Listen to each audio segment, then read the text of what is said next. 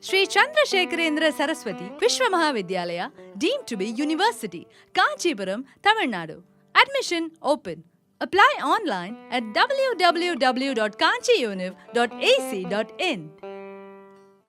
ఆయనకి భగవద్గీతలో ఒక శ్లోకపు అర్థం చెప్పగలిగిన వాడు ఒక్కరే ఉన్నారు ఆ వేళ. తన ఉండే ఊరికి 100 మైళ్ళ దూరంలో అని తెలిసిందండి. ఆ ఊరి పేరు గోష్ఠీపురం అంటారు. వీరుండేది శ్రీరంగం అనే ఊళ్ళో ఉండేవారు. అక్కడికి గోష్ఠీపురానికి 100 మైల్స్ డిస్టెన్స్. ఆ రోజుల్లో నడిచే వెళ్ళాల్సి వచ్చేది. కార్లు, బస్సులు, ఫ్లైట్స్, హెలికాప్టర్స్ లేవు. అంచేత నడిచే వెళ్ళాలి. 1000 ఏళ్ల క్రితం మాట మేము మాట్లాడేది. నడిచి వెళ్ళాలంటే ఏమండి గుర్రం ఎక్కి వెళ్ళొచ్చు కదండి. సన్యాసి జంతువుల మీద ఎక్కకూడదు నియమం అండి. నడిచే వెళ్ళవలే. నడిచే వెళ్ళేవారు. 100 మైళ్ళ దూరం. చెప్పగలిగిన వ్యక్తి అక్కడున్నాడు కనుక అక్కడ దాకా వెళ్ళేవారు. ఆయన చూసి, బాగుందాయ్, నీకు అన్ని యోగ్యతలు ఉన్నాయి కానీ ఇప్పుడే వద్దులే, 2 నెలల తర్వాత చెప్తానులే. మాట్లాడకుండా వెనక్కి తిరిగి వచ్చేవాళ్ళు. మళ్ళీ 100 మైళ్ళు. కరెక్ట్గా మళ్ళీ 2 మంత్స్ పూర్తవగానే మళ్ళీ అక్కడికి ప్రత్యక్షం అయ్యేవారు. మళ్ళీ టెస్ట్ ప్రారంభం. మళ్ళీ బాగా చూసి, you are a nice qualified person, కానీ ఒక 3 మంత్స్ తర్వాత చెప్పుకుందాంలే. ఎదురు చెప్పేవారు కారు. ఎందుకు చెప్పరండి అని అడిగేవారు కాదు. No logic, no reasoning. వారు చెప్పారంటే that's it to be followed. మళ్ళీ అంత వెనక్కి తిరిగి వచ్చేవారు. ఇట్లా 18 సార్లు తిప్పారండి ఆ శ్లోకపు అర్థం చెప్పడానికి. ఏ శ్లోకం?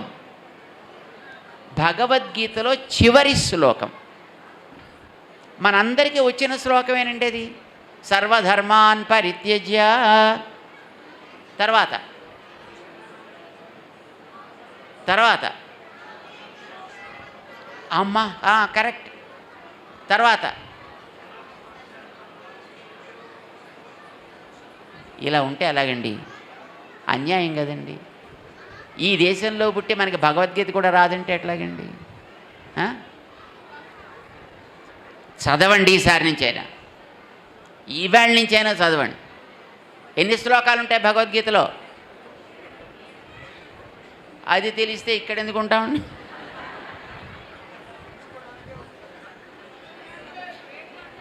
ఏడు 700 శ్లోకాలు ఉన్నాయి.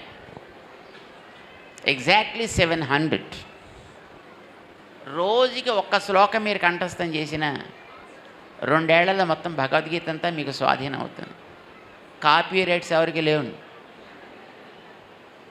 ఎవరు మీ మీద క్లెయిమ్ చేయరు, కేసేయరు. రోజుకి ఒక శ్లోకమో 2 శ్లోకాలు start reading and memorising Dham. కంఠస్థం చేయండి. ఒక్క 2 ఏళ్లలో మొత్తం మీకు మొత్తం భగవద్గీత అంతా వచ్చేస్తుంది. అందులో చివరి శ్లోకం ఉందండి, కృష్ణుడు చేసిన ఉపదేశం. సర్వధర్మాన్ పరిత్యజ్య మామేకం శరణం వ్రజ అన్నాడండి. దాంట్లో అర్థం ఏంటి? సర్వధర్మాన్ పరిత్యజ్య, ధర్మాలన్నీ వదిలేయి. మామేకం శరణం వ్రజ, నన్నే పట్టుకో. ఎంత బాగుందండి. ఈ చేయాలి కాబోలు, అవి చేయాలి కాబోలు, పూజలు, పునస్కారాలు, వ్రతాలు, నోములు, చస్తున్నామండి, ఉపవాసాలు. ఆయన హాయిగా చెప్పండి, సర్వధర్మాన్ పరిత్యజ్య, అన్నీ వదిలేయి అన్నాడు ఆయన. కానీ 4వ అధ్యాయంలో యదా యదా హి ధర్మస్య గ్లానిర్భవతి భారత అభ్యుత్థానమధర్మస్య తదా ఆత్మానం సృజామి. అధర్మం పెరిగితే దాన్ని పెకలించి పారవేయడానికి నేను వస్తా. ఇది ఆయన చెప్పాడు. మరొక చోట ఏం చెప్పాడు ఆయన? పరిత్రాణాయ సాధూనాం. వా వా వా వా వా వా ఎంత హాయిగా ఉందండి మీరు వింటుంటే.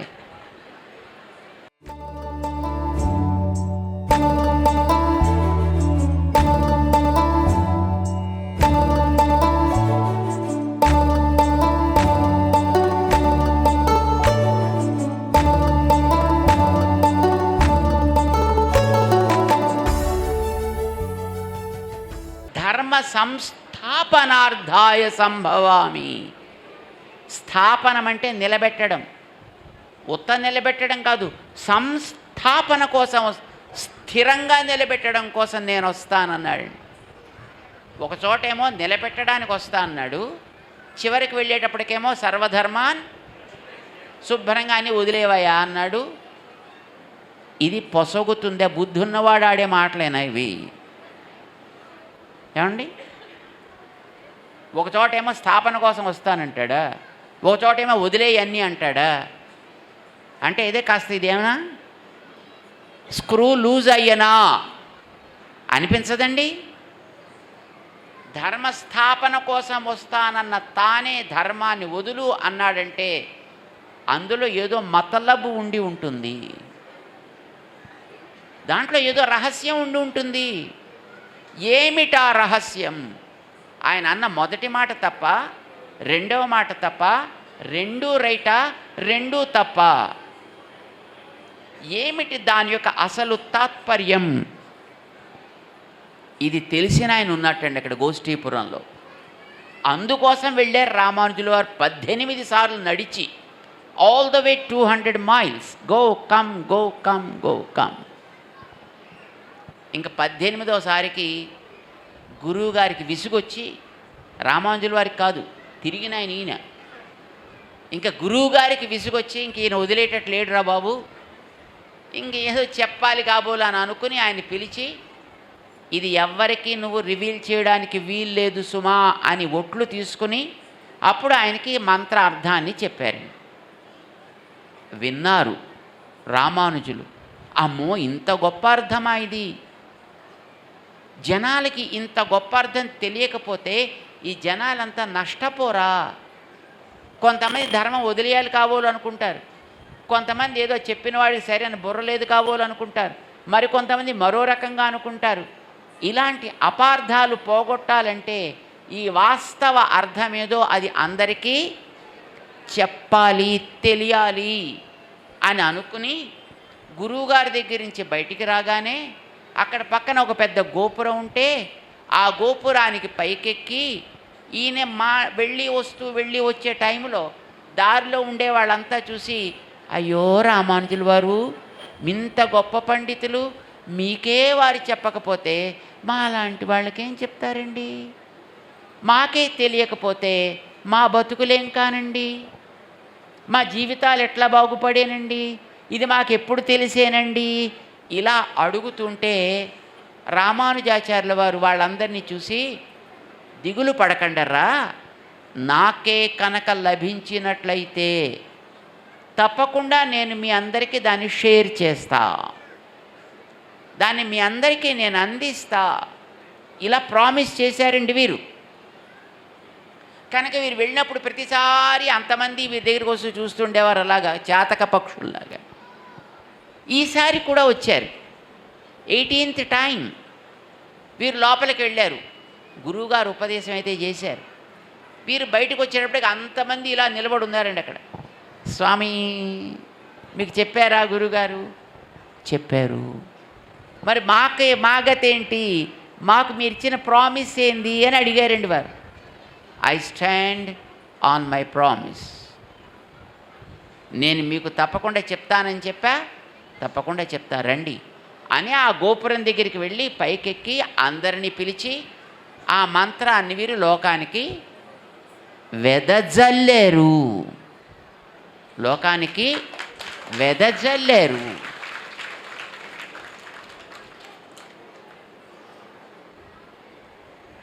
మంచి మాటలు 10 మందికి చెప్పినా చెప్పకపోయినా ఇలాంటి మాటలు త్వరగా పాకుతాయండి.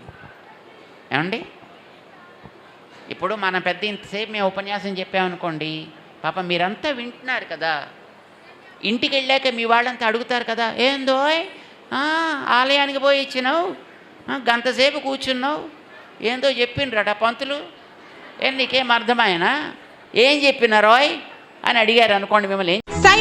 సైమాక్స్ సైమాక్స్ రుచికి శుచికి మారుపేరుగా సాంప్రదాయ వంటకాలకు కావలసిన మసాలాలు పౌడర్లతో మీ ముందుకు వచ్చింది సైమాక్స్ ఫుడ్స్. తెలంగాణ రాష్ట్రంలోని భోజన ప్రియుల నుంచి వస్తున్న ఆదరణతో రిటైల్ మరియు ఆన్లైన్ తో పాటు ఇప్పుడు అమెజాన్ లో కూడా లభిస్తున్నాయి. ఆంధ్ర, తెలంగాణ, కర్ణాటక రాష్ట్రాల్లో డిస్ట్రిబ్యూటర్స్, రిటైల్ షాప్స్ కోసం వెంటనే 9866703250 కి కాల్ చేయండి. చెప్తారు ఏదో చాలా బాగా చెప్పారండి.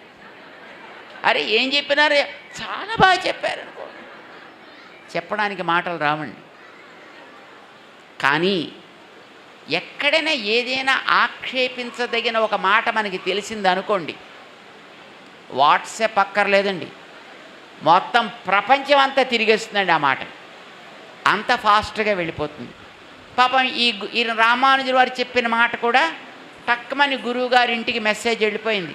ఏమండోయ్ మీరు మంత్రం ఇచ్చారు చూడండి, ఆయన ఎవరికి చెప్పొద్దని మీరు అన్నారు కదా, గోపురం ఎక్కి అందరికీ చెప్పేశాడండి ఆయన. దాంతో గురువుగారు అప్సెట్ అయిపోయారు. నాకు ప్రామిస్ చేసి ఎవరికి చెప్పనని ఇతను గోపురం ఎక్కి చెప్పాడా? గబగబా గబగబా ఇంట్లోంచి పరుగున వచ్చారు ఆయన. ఏ రామానుజ్, ఏం చేసావా నువ్వు? నాకు ఇచ్చిన ప్రామిస్ని అతిక్రమిస్తావు, గురువు మాటని కాదంటావు నువ్వు. గురువు మాటని కాదంటే రౌరవాది నరకములే ప్రాప్తము, తెలుసునా నీకు? ఇది శపించారు రామానుజుల వారు. రామానుజుల వారు ఏమనలేదని నమస్కారం పెట్టారు గురువుగారికి. స్వామి, ఈ మంత్రం విన్నవాడికి ఏమొస్తుంది? విన్నవాడికి కష్టాలు పోతాయి, మోక్షం వస్తుంది. వాళ్ళ సంగతి సరేనాయా, నీ గతేంది? స్వామి మీరన్నది కరెక్టేనా? విన్నవాళ్ళకందరికీ మోక్షం వస్తుందా? కష్టాలు తీరుతాయా? తీరుతాయి అనుకో, కానీ నీ గతేందయా? నేనేమైనా పర్వాలేదండి, ఇందరు తరిస్తే చాలు.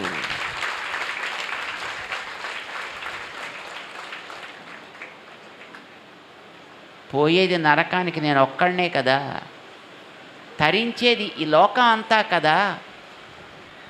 ఒక లోకం కోసం ఒకడు బలి కావడం శ్రేయస్, ఒకడి స్వార్థ పరితర్పణం కోసం లోకాన్నంతటినీ బలి చేయడం కంటే కదండి, 10 మంది కోసం ఒకడు బలి కావచ్చా, ఒకడి కోసం 10 మందిని బలి చేయొచ్చా? ఏది మంచిది? ఒకడు బలి కావడం మంచిది. ఆ బలి అయ్యే బాధ్యత నేను తీసుకుంటా. ఐఎమ్ రెడీ ఫర్ రౌరవాది నరకమ్స్. కానీ గురువుగారు ఒక్క మాట, నేను మంత్రం చెప్పలేదండి అన్నాడు. అదేందా? మంత్రం నేను చెప్పలేదండి, మీ పాదుకలు ముందు పెట్టి అంటే ఆ పాదుకలే చెప్పేయండి అందరికీ, మీ పాదుకలే చెప్పేయండి అందరికీ అన్నారు. గురువుగారి ఈగో 50% తగ్గిపోయింది. ఎందుకని? మీ పాదుకలే చెప్పాయి, నేను ఓన్లీ మౌత్ పీస్ అంటే గురువుగారికి భలే ఆనందం వేసింది. అబ్బా నేనే కదా చెప్పినోడిని అని. లోకమంతా తరించేట్టు మంత్రం ఇచ్చింది ఇప్పుడు నేనే అంటున్నాడు కదా, దానివల్ల లోపం వస్తే నాకు, క్రెడిట్ వస్తే మీకు. ఈ మాట వినగానే గురువుగారు రామానుజుల వారిని అమాంతం ఆలింగనం చేసుకుని, ఏమయ్యా లోకం బాగుండాలి, నేను నరకం పాలైనా పర్వాలేదు అనుకునే ఔదార్యం ఎంత గొప్పదయ్యా నీకు, ఎంత ఉదారుడవయ్యా. మాకెవ్వరికీ ఈ బుర్ర తట్టలేదే ఇప్పుడును. ఇదేదో గొప్పది దాచుకోవాలనుకున్నాను తప్ప, గొప్పదాని యొక్క గొప్పతనం అవసరం ఉండేవాడి అవసరం తీర్చగలిగినప్పుడే కదా. బ్యాంకు నిండా డబ్బులున్నాయి, ఏం లాభం? అవసరం ఉన్నవాడికి ఉపయోగపడితే అది ఉపయోగం. అంటే దాత అని ఎవరినంటారండి? దాత అని ఎవరినంటారు? డబ్బులు ఉన్నవాడిని అనరు. నేర్చిన వాడిని అంటారు. ఈ మహానుభావుడు ఇక్కడ కూర్చున్నాడు, ఈయన నరేంద్ర గారు. డబ్బులు ఎంతమందికి లేవండి? డబ్బులు ఉన్న వాళ్ళంతా దాతలు అవుతారా? కూడబెట్టి కూడబెట్టి కూడబెట్టి ఠాక్కమని పోతారు, దాన్ని ఎవడో లాక్కుపోతాడు. లేకపోతే ఏ ఈడీ వాళ్ళు వస్తారు, లాక్కుపోతారు. డబ్బులు ఉండడం ఇంపార్టెంట్ కాదు సుమా. రామానుజ, మా అందరి దగ్గర కూడా గొప్ప జ్ఞానం ఉంది, కానీ మాకెవరికి ఇవ్వాలని అనిపించలా, ఎవరికి షేర్ చేయాలని అనిపించలే. అవసరం ఉండేటటువంటి లోకం ఉంది, దాన్ని మేము కూడా చూస్తున్నాం. But we never felt like sharing this knowledge with others. నీకు అందరికీ పంచాలనిపించింది. ఏం ఉదారుడవయా, నువ్వు నరకానికి పోయినా ఇవ్వాలని అనిపించిందే. మాకంటే నువ్వే గొప్పవాడివయా. మేం గురువులం కాదు, నువ్వు మాకంటే ఉత్తముడవు. ఈ మాట ఆయన అరవంలో అన్నారండి, తమిళ భాషలో అన్నారు. మాకంటే గొప్పవాడివి, పెరుం అయ్యావు ఆనార్. పెరుం ఆనార్, ఎంబెరుమానార్. రామానుజుల వారిని ఏమంటారండి? ఎంబెరుమానార్లు అంటారండి. గురువుగారు అప్రయత్నంగా అన్న మాట అండి అది. ఎంబెరుమానార్, మాకంటే మీరే పెద్దవాళ్ళు అయిపోయారండి అని కాగలించుకున్నారు రామానుజుల వారిని. హే రామానుజ, నా పిల్లవాడు, ఆయనకు ఒక పిల్లవాడు ఉన్నాడండి. ఈ పిల్లవాడిని నేను ఇక తీర్చిదిద్దాను చదువు చెప్పి, ఈ పిల్లవాడిని నీకు అప్పగిస్తున్నా. నీ చదువు చెప్పి ఈసారి తనకి. మా చదువులొద్దు, ఉన్నదాన్ని దాచుకోవాలనే మా చదువులు లోకానికి పనికిరావు. రాబోయే కాలంలో లోకానికి అందించి లోకాన్ని బాగు చేయాలనిపించే చదువులు కావాలా? అది నీ దగ్గర ఉంది. Take this boy and educate him. ఈయనకి నువ్వు చదువు చెప్పు అని తన పిల్లవాడిని రామానుజుల వారికి అప్పగించారు. రామానుజుల వారి గురువు గారు అండ్ రామానుజుల వారిని మాకంటే నువ్వే గొప్పవాడివయ్యా అంటూ సత్కరించారు. That became his title. Emberumanar అనే పేరు రామానుజుల వారికి స్థిరపడింది. తమిళం పేరు అనుకోండి, but still it is okay. When there is a depth in it, language never become the barrier. ఏ భాష అయితేనేంటండి, సారవంతమైనది కావాలది. ఆ పేరు రామానుజుల వారికి పెట్టారు.